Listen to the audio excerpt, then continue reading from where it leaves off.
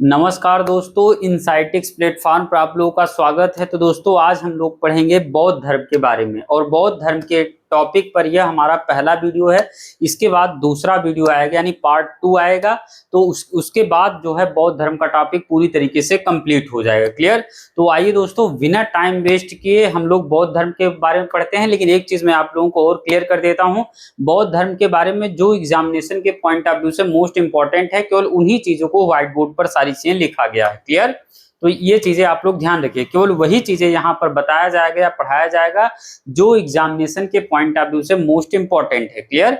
और दूसरी चीज, पार्ट 2 में सारी चीजें मैं अपने भी व्यू रखूंगा उस पर कि बौद्ध धर्म के क्या विचार हैं क्या नहीं। क्लियर?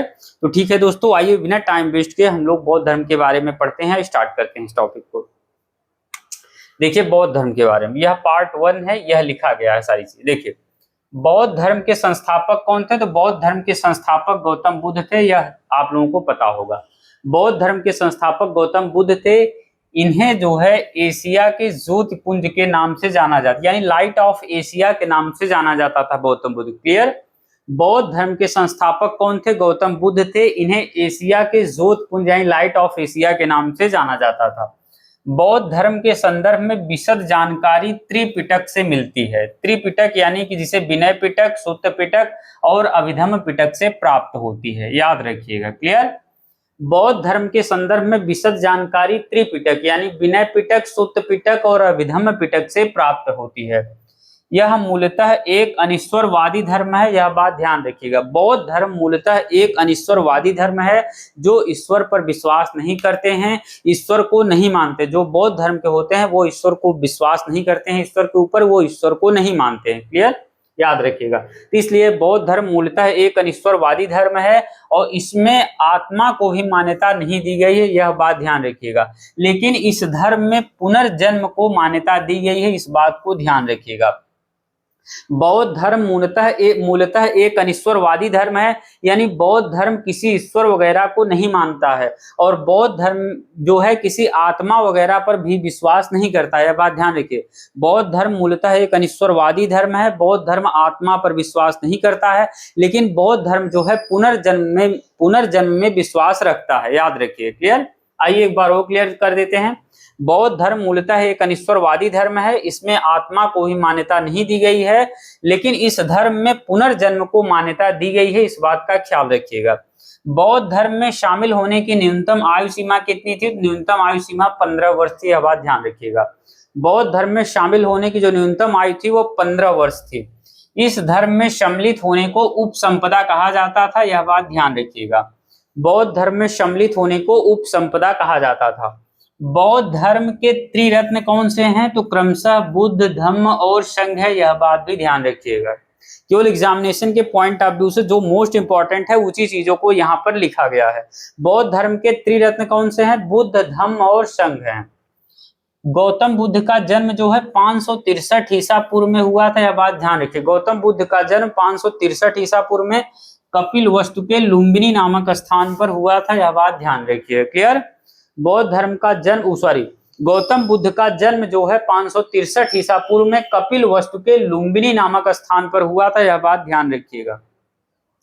गौतम बुद्ध के पिता शुद्धोधन शाक्य गण के मुखिया थे और इनकी माता का नाम माया देवी था। इनकी मृत्यु के उपरांत इनका लालन पालन इनकी सौतेली मां प्रजापति गौतमी के द्वारा किया गया, यानी प्रजापति गौतमी जो है इनकी माता की बहन थी, यानी कह सकते हैं गौतम बुद्ध की मौसी थी। क्लियर? एक बार और क्लियर कर देते हैं। देखिए गौतम बुद्ध के पिता का नाम शुद्धोधन था जो कि शाक्य गण के मुखिया थे और उनकी माता का नाम महामाया था। उनकी माता का नाम माया देवी या महामाया था। इनकी जब मृत्यु हो गई इनकी माता का, तो इनकी मृत्यु के उपरांत इनका लालन पालन इनकी सौतेली मां प्रजापति गौतमी के द्वारा किया गया और जो प्रजापति गौतमी थी ये गौतम बुद्ध की कुल मिलाकर मौसी थी। क्लियर? अब देखिए गौतम बुद्ध का विवाह जो है यशोधरा से हुआ था। गौतम बुद्ध का विवाह यशोधरा से हुआ और गौतम बुद्ध का पुत्र का नाम जो है राहुल था, यह बात ध्यान रखिएगा। गौतम बुद्ध का विवाह यशोधरा नामक एक लड़की से हुआ था, सुंदर लड़की से। इनके पुत्र का नाम यानी गौतम बुद्ध के पुत्र का नाम राहुल था। कपिल वस्तु की सैर के दौरान इन्होंने 4 प्रकार के दृश्य देखे। इन्होंने गौतम बुद्ध ने इन्होंने गौतम बुद्ध ने कपिल वस्तु की सैर के दौरान 4 प्रकार के दृश्य देखे। कौन से दृश्य देखे? जैसे एक बूढ़ा व्यक्ति, एक बीमार व्यक्ति, एक शव और एक सन्यासी देखा। क्लियर? उसके बाद इनकी मंशा या इनका विचार बदल गया, क्योंकि यह ऑलरेडी महलों वगैरह में रहते थे, सारी सुख सुविधाओं से, आधुनिक सुविधाओं से लैस थे, तो उनको कोई समस्याएं, देश दुनिया की समस्याओं के बारे में बिल्कुल आइडिया नहीं था कि वास्तव में समस्याएं भी होती हैं, कोई बूढ़ा व्यक्ति वगैरह, ये सब सारी चीजें होता है। जब उन्होंने, जैसा कि मैंने आप लोगों को बताया, कपिल वस्तु की सैर के दौरान जब इन्होंने सैर पर गए तो उन्होंने 4 प्रकार के दृश्य देखे। एक बूढ़ा व्यक्ति रास्ते में जाते हुए देखा, एक बीमार व्यक्ति को देखा, एक शव को ले जाते हुए देखा, एक सन्यासी को देखा। तब जाके इनके मन में सारी चीजें, ये इनको समझ में आई कि वास्तव में इस जगह पर, इस दुनिया में जो है कोई आदमी सर्वश्रेष्ठ नहीं है। उन्होंने इस दृश्य को देखा तो इनके मन में तमाम प्रकार के ख्याल आने लगे, जैसे वैराग्य के विचार भी इनके मन में कहीं कहीं उसी दौरान से जो है आने लगा। क्लियर? हालांकि मैं अपने विचार नेक्स्ट वीडियो में बताऊंगा, पहले मैं केवल टू द पॉइंट पढ़ लेते हैं हम लोग। गौतम बुद्ध ने जो है देखिए 29 वर्ष की अवस्था में गृह त्याग दिया, जिसे महाविनिष्क्रमण कहा गया। यह बात ध्यान रखिएगा, एग्जामिनेशन के पॉइंट ऑफ व्यू से मोस्ट इंपॉर्टेंट है, क्योंकि कई बार पूछेगा कि किस चीज को महाविनिष्क्रमण कहा जाता है। तो जब बुद्ध ने जो है गृह त्यागा, जो है अपने घर को छोड़ा, तो उसको जो है महाविनिष्क्रमण कहा जाता है। यह बात ध्यान रखिएगा। गौतम बुद्ध ने 29 वर्ष की अवस्था में या 29 वर्ष की आयु में अपना घर छोड़ दिया या गृह त्याग दिया, जिसे महाविनिष्क्रमण कहते हैं। और वैशाली के अलार कलाम से सांख्य दर्शन की शिक्षा ग्रहण की, यह बात भी ध्यान करिएगा। वैशाली के अलार कलाम से सांख्य दर्शन की शिक्षा ग्रहण की थी गौतम बुद्ध ने, यह बात ध्यान रखिएगा। आइए दोस्तों, हम लोग 2 मिनट में इसको एक बार और क्विक रिवीजन कर लेते हैं, ताकि आप लोगों के दिमाग में पूरी तरीके से कंठस्थ हो जाए या कंसेप्चुअल क्लैरिटी आ जाए। देखिए, बौद्ध धर्म के संस्थापक गौतम बुद्ध थे। इन्हें एशिया के ज्योतपुंज यानी लाइट ऑफ एशिया के नाम से जाना जाता था। बौद्ध धर्म के संदर्भ में विशद जानकारी त्रिपिटक से प्राप्त होती। त्रिपिटक यानी कि विनय पिटक, सुत्त पिटक, अभिधम्म पिटक से प्राप्त होती है। बौद्ध धर्म के संदर्भ के बारे में जानकारी याद रखिएगा, विनय पिटक, सुत्त पिटक, अभिधम्म पिटक। बौद्ध धर्म यह मूलतः एक अनिश्वरवादी धर्म है। इसमें आत्मा को ही मान्यता नहीं दी गई है, लेकिन बौद्ध धर्म में पुनर्जन्म को मान्यता दी गई। कुल मिलाकर बौद्ध धर्म जो है ईश्वर में विश्वास नहीं रखता, पुनर्जन्म में विश्वास नहीं रखता, लेकिन बौद्ध धर्म जो है एक अनिश्वरवादी धर्म, मतलब कुल मिलाकर ईश्वर पर विश्वास नहीं करता, आत्मा पर भी विश्वास नहीं करता, लेकिन केवल एक चीज पर विश्वास करता है, वह है पुनर्जन्म पर विश्वास करता है बौद्ध धर्म, बस याद रखिएगा। उसके बाद बौद्ध धर्म में शामिल होने की न्यूनतम आयु 15 वर्ष थी। इस धर्म में सम्मिलित होने को उपसंपदा कहा जाता था। बौद्ध धर्म के त्रिरत्न क्रमशः बुद्ध, धम्म और संघ थे, यह बात ध्यान रखिएगा। इनका जन्म यानी गौतम बुद्ध का जन्म 563 ईसा पूर्व में कपिल वस्तु के लुम्बिनी नामक स्थान पर हुआ था। इन गौतम बुद्ध के पिता का नाम शुद्धोधन था, जो कि सांक्य गढ़ के मुखिया थे। उनकी माता का नाम माया देवी या महामाया था। इनकी मृत्यु के उपरांत इनका लालन पालन जो है इनकी सौतेली माँ प्रजापति गौतमी के द्वारा किया गया, जो कि इनकी मौसी थी, इनकी माता की सगी बहन। अब देखिए, गौतम बुद्ध का विवाह यशोधरा नामक एक सुंदर कन्या से हुआ, जिनका और इनके पुत्र का नाम राहुल था। यह बात ध्यान रखिए, गौतम बुद्ध की पत्नी का नाम यशोधरा और इनके पुत्र का नाम राहुल था। कपिल वस्तु की सैर के दौरान, यानी जब गौतम बुद्ध कपिल वस्तु की सैर पर गए, तो इन्होंने 4 प्रकार के दृश्य देखे। एक बूढ़ा व्यक्ति, एक बीमार व्यक्ति, एक शव और एक सन्यासी। गौतम बुद्ध ने 29 वर्ष की अवस्था में गृह त्याग दिया था, जिसे महाविनिष्क्रमण से संबोधित करते हैं। गृह त्यागने की प्रक्रिया को किस नाम से संबोधित किया गया है बौद्ध धर्म में, तो महाविनिष्क्रमण, यह बात ध्यान रखिएगा। और वैशाली के अलार कलाम से सांख्य दर्शन की शिक्षा ग्रहण की थी। क्लियर दोस्तों, ये बौद्ध धर्म के बारे में पार्ट 2 वीडियो है। पार्ट 1 हमने कंप्लीट कर लिया है, ये पार्ट 2 है। आइए इसको देखते हैं, समझते हैं आसानी से। क्लियर, मैक्सिमम चीजें इसी से फंस जाएगी। मैं पूरी क्यों नहीं कर रहा 100%, क्योंकि बहुत सारी चीजें मैंने नहीं लिखवाया हूं, क्योंकि ये सारी चीजें टू द पॉइंट लिखवाई गई, जो एग्जामिनेशन के पॉइंट ऑफ व्यू से मोस्ट इंपॉर्टेंट है। क्लियर, मैं केवल बौद्ध धर्म के बारे में जो क्रक्स पॉइंट है, केवल क्रक्स पॉइंट को ही यहाँ पर लिखवाया हूँ। तो आइए देखते हैं दोस्तों। देखिए, बौद्ध धर्म के बारे में पार्ट 2 टॉपिक है, इस बात का ध्यान रखिए। देखिए, 6 वर्ष की कठिन तपस्या के उपरांत जो है 35 वर्ष की अवस्था में वैशाख पूर्णिमा की रात तिरंजना यानी फल्गु नदी के तट पर पीपल वृक्ष के नीचे जो है ज्ञान प्राप्त हुआ। इस बात का ध्यान रखिएगा। क्लियर, 6 वर्ष की कठिन तपस्या के, गौतम बुद्ध की मैं बात कर रहा हूं, 6 वर्ष की कठिन तपस्या के उपरांत जो है 35 वर्ष की आयु में, यह भी ध्यान रखिएगा, 6 वर्ष की कठिन तपस्या के उपरांत 35 वर्ष की अवस्था में वैशाख पूर्णिमा की रात निरंजना या फल्गु नदी के तट पर पीपल वृक्ष के नीचे, यह भी ध्यान रखिएगा, पीपल वृक्ष के नीचे, निरंजना नदी या फल्गु नदी के तट पर पीपल वृक्ष के नीचे ज्ञान प्राप्त हुआ था। इस बात को ध्यान रखिए, केवल क्रक्स पॉइंट यहाँ पर लिखा गया है बौद्ध धर्म का। ज्ञान प्राप्ति के उपरांत जो सिद्धार्थ, पहले गौतम बुद्ध का नाम सिद्धार्थ था, अब वही सिद्धार्थ ज्ञान प्राप्ति के उपरांत बुद्ध के नाम से जाने गए, यह बात ध्यान रखिएगा। पहले गौतम बुद्ध का नाम सिद्धार्थ था, अब जैसे ही उनको ज्ञान की प्राप्ति हुई, ज्ञान प्राप्ति के उपरांत जो है सिद्धार्थ बुद्ध के नाम से जाने गए, यह बात ध्यान रखिएगा। अपना पहला उपदेश जो है वाराणसी में सारनाथ में दिया, इस बात का ध्यान रखिएगा। कई बार पूछता है गौतम बुद्ध ने अपना पहला उपदेश जो है कहां पर दिया, तो गौतम बुद्ध ने अपना पहला उपदेश, फर्स्ट उपदेश जो है वाराणसी के सारनाथ में दिया, इस बात का ध्यान रखिएगा, जिसे धर्म चक्र प्रवर्तन के नाम से जाना गया, इस बात को भी ध्यान रखिएगा। मल्टीपल टाइम एग्जाम में पूछा गया है कि गौतम बुद्ध ने जो अपना पहला उपदेश वाराणसी के सारनाथ में दिया, वो उसको क्या कहते हैं, तो उसको धर्म चक्र प्रवर्तन के नाम से जाना जाता है। इन्होंने अपना उपदेश पाली भाषा में दिया, यह भी ध्यान रखिए, क्योंकि मल्टीपल टाइम पूछा गया है कि गौतम बुद्ध ने अपना पहला उपदेश किस भाषा में दिया है, तो पाली भाषा में दिया है। गौतम बुद्ध के प्रमुख अनुयायी शासकों में कौन थे, बिंबिसार, प्रसेनजीत और उदयन थे, इस बात का ध्यान रखिएगा। गौतम बुद्ध के प्रमुख अनुयायी शासकों में बिंबिसार, प्रसेनजीत और उदयन थे। गौतम बुद्ध की मृत्यु कब हुई, तो 483 ईसा पूर्व में, इस बात का ध्यान रखिएगा। गौतम बुद्ध की मृत्यु 483 ईसा पूर्व में और 80 वर्ष की अवस्था में कुशीनगर, उत्तर प्रदेश के कुशीनगर में हुई एक चुंद के द्वारा अर्पित भोजन के बाद हुई, जिसे महापरिनिर्वाण कहते हैं, इस बात का ध्यान रखिएगा। मल्टीपल टाइम पूछा गया है, गौतम बुद्ध की जैसे मृत्यु हो जाती है, उसको, उस प्रोसेस को, उस प्रक्रिया को क्या कहते हैं, तो उस प्रोसेस को महापरिनिर्वाण कहते हैं बौद्ध धर्म में, इस बात का ध्यान रखिएगा। तो गौतम बुद्ध की मृत्यु 483 ईसा पूर्व में 80 वर्ष की अवस्था में उत्तर प्रदेश के कुशीनगर में एक चुंद द्वारा अर्पित भोजन के बाद होती है, जिसे महापरिनिर्वाण के नाम से जाना जाता है बौद्ध धर्म में, इस बात का ध्यान रखिएगा। गौतम बुद्ध के जन्म का प्रतीक जो है कमल और सांड है, जबकि गृह त्याग का प्रतीक क्या है, घोड़ा है, इस बात का ध्यान रखिएगा। गौतम बुद्ध के जन्म का प्रतीक कमल और सांड, इनके गृह त्याग का प्रतीक घोड़ा है, इनके ज्ञान का प्रतीक पीपल यानी बोध वृक्ष है, जबकि इनके निर्वाण का प्रतीक पद चिन्ह है, और इनकी मृत्यु या महापरिनिर्वाण का प्रतीक स्तूप है, इस बात का ध्यान रखिएगा। एक बार और रिवीजन कर लीजिए। गौतम बुद्ध के जन्म का प्रतीक कमल और सांड, गृह त्याग का प्रतीक घोड़ा है, जबकि ज्ञान का प्रतीक पीपल या बोध वृक्ष, निर्वाण का प्रतीक पद चिन्ह, और इनकी मृत्यु या महापरिनिर्वाण का प्रतीक स्तूप है, इस बात का ध्यान रखिएगा।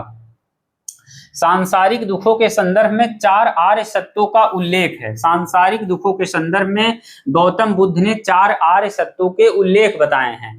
पहला कौन सा, दुख, दुख समुदाय, दुख निरोध, दुख निरोध गमनी प्रतिपदा, इस बात का ध्यान रखिएगा।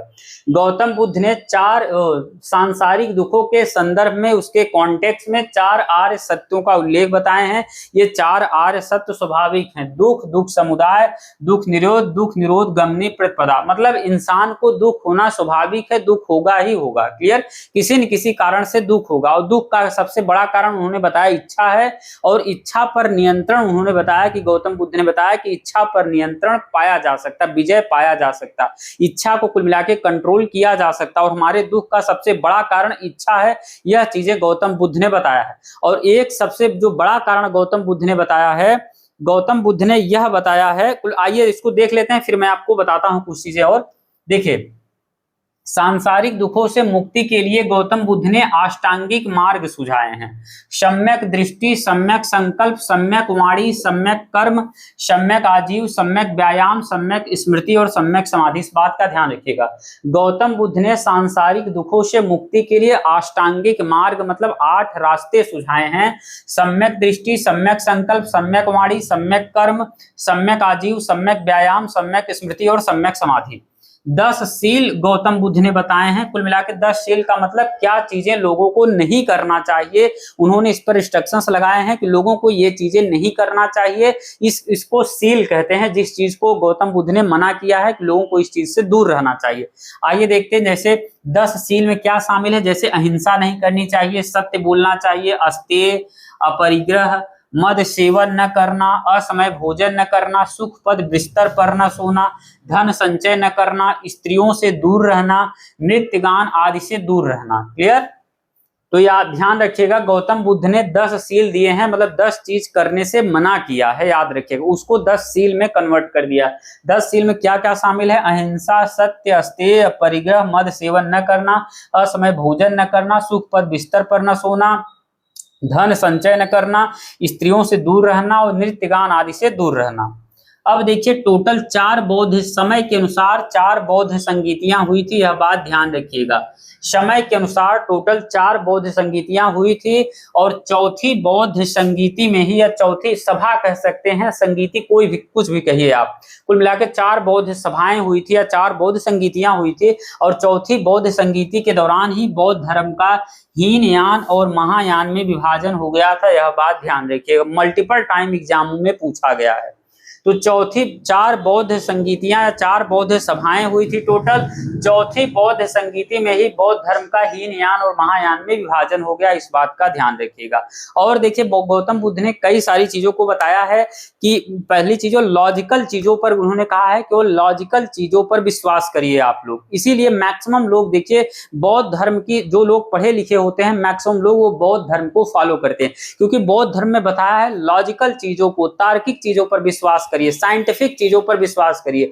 गौतम बुद्ध ने यहां तक कहा है अगर हमारे विचार प्रेजेंट कॉन्टेक्स्ट में, अगर प्रेजेंट टाइम में, आपके समय में या किसी भी समय में अगर रेलिवेंट इनरेलिवेंट हो जाए, अप्रासंगिक हो जाए, तो हमारे विचार को भी आप मत अपनाइए। आप उस समय के अनुसार जो रेलिवेंट हो, जो लॉजिकल हो, साइंटिफिक हो, केवल उस चीज को अपनाइए, उस विचार को अपनाइए। क्लियर? तो कहने का मतलब अंधविश्वास वाली चीजों को उन्होंने दूरी बनाए रखा कि अंधविश्वास को आप मत अपनाइए, मेरे विचार को ही आप तुरंत न अपनाइए, पहले उसको देखिए, समझिए वर्तमान समय के हिसाब से वो सटीक बैठ रहा है नहीं, साइंटिफिक है या नहीं, लॉजिकल है या नहीं। अगर ये सब सारी चीजों पर फिट बैठता है तभी आप हमारे विचार को भी अपनाइए। तो सोचिए बाकी और जितने भी धर्म है उसमें देखिए कहा गया है यही सत्य है, यही अपनाइए, यही करिए, लेकिन गौतम बुद्ध ने ये सब चीजें मना किया। वो कहा है प्रेजेंट कॉन्टेक्स्ट में आपके समय में अगर हमारे विचार सही नहीं बैठते हैं, सटीक नहीं बैठते हैं, अगर लॉजिकल नहीं है तो उसको मत अपनाइए। उस समय के हिसाब से जो लॉजिकल साइंटिफिक है केवल उन्हीं चीज पर विश्वास करिए, तर्क पर विश्वास करिए। क्लियर?